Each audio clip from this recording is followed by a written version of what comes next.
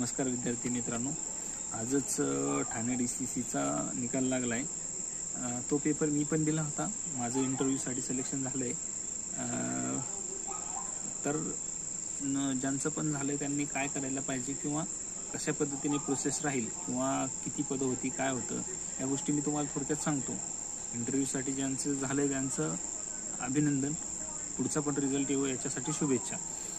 123 पद आहे total junior असिस्टंटची, ज्युनियर बँकिंग असिस्टंट। त्याला सॅलरी पण सांगतो, 20,000 रुपये तुम्हाला प्रोबेशन पिरियडमध्ये आहे। प्रोबेशन पिरियड हा 1 वर्षाचा आहे। शिपायाच्या 36 जागा होत्या, त्याच शिपायाची एकंदरीत सॅलरी 15,000 आहे। सुरक्षा रक्षकाचे 5 जागा होत्या, त्याला पण 15,000 सॅलरी आहे। आणि ज्युनियर असिस्टंट बँकिंग ज्युनियर असिस्टंटची 10 मार्काची मुलाखत आहे। त्याच्यामध्ये 5 मार्क हे तुमच्या वेल क्वालिफिकेशनला आहेत आणि 5 मार्क ही जी मुलाखत ते पॅनल समोर होणार आहे। संचालक मंडळ बसलेलं असतं सर्कलमध्ये, तुम्हाला मध्ये बसून इंटरव्ह्यू द्यावा लागतो। तो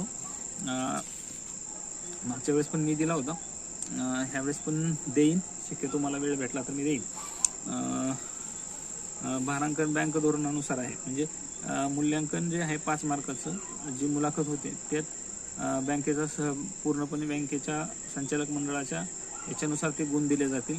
5 गुण हे तुम्हाला पदवी 5 गुणाचं डिस्ट्रीब्युशन कसं आहे, तर तुमची पदवी जर असेल तर 1 गुण आहे, पदव्युत्तर पदवी असेल तर 1 गुण आहे, JIB CIB असेल तर 1 गुण आहे, JIB CIB प्लस अनुभव असेल तर 2 गुण आहेत, असे 5 गुण आहेत। एकंदरीत तुम्हाला काय करायचं ते सांगतो। तुमच्या जिल्ह्याविषयी माहिती गोळा करा, तुमच्याबद्दल माहिती सांगताना व्यवस्थित माहिती सांगा। नवीन असाल, फ्रेशर असाल तरी पण व्यवस्थित माहिती सांगा। थोडं बँकिंगच्या टर्म करा, करंट अकाउंट, सेव्हिंग अकाउंट काय असतं, तुमचं अकाउंट आहे का, तुमचं कुठल्या सहकारी बँकेत अकाउंट आहे, सहकार क्षेत्राबद्दल तुम्हाला काय माहिती आहे, सहकार क्षेत्र कसं चालतं, गव्हर्नमेंटचं नियंत्रण असतं का, त्या गोष्टी तुम्हाला ते विचारतील।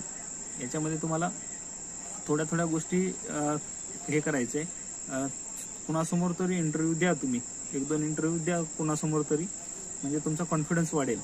आणि यूट्यूबवर एक इंटरव्ह्यू डेली जरी बघितला ज्यांचे रिझल्ट आलेत त्यांनी, तरी पण ते खूप सोयीचं होईल। तुम्हाला चांगली तयारी करायला ते एकदम साधन आहे। कारण आता तुम्ही कुठं जाऊन इंटरव्ह्यू देण्यापेक्षा, कुठं पैसे देऊन इंटरव्ह्यू देण्यापेक्षा तुम्ही यूट्यूबवरचे इंटरव्ह्यू बघा, स्वतःची वेगळी तयारी करा, स्वतः नोट्स काढा। 8-10 दिवस तुम्हाला भेटतील, त्या 10 दिवसात दिवाळीच्या सुट्ट्यामध्ये पण इंटरव्ह्यूची चांगली तयारी करा, स्वतःच्या नोट्स काढून तयारी करा, कारण ते महत्त्वाचं असतं। कुठली बी तयारी करताना स्वतःच्या नोट्स असणं गरजेचं असतं। All the best for interview, good luck.